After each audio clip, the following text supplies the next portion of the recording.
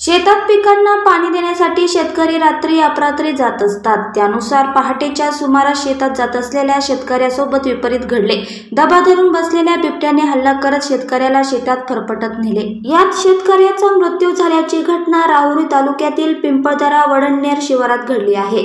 या घटनेने परिसरात खळबळ उडाली आहे। अहिल्यानगर जिल्ह्यातील राहुरी तालुक्यामधील पिंपळदरा वडनेर भागात राहणारे शोभाचंद सीताराम गव्हाणे वय 50 असे घटनेत मृत शेतकऱ्याचे नाव आहे।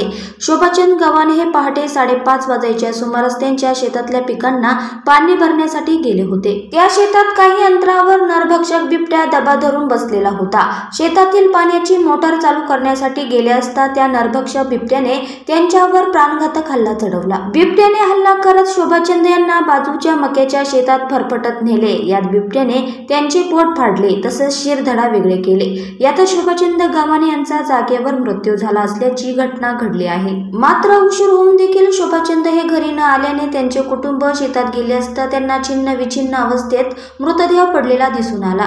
हा मृतदेह पाहून कुटुंब हादरले होते। दरम्यान घटनेची माहिती गावात मिळाल्याने ग्रामस्थांनी पाहण्यासाठी मोठी गर्दी केली होती। तर या घटनेने परिसरात भीतीचे वातावरण पसरले असून ताबडतोब या बिबट्याचा बंदोबस्त करून वन विभागाने त्याला जेरबंद करण्याची मागणी ग्रामस्थांनी केली आहे।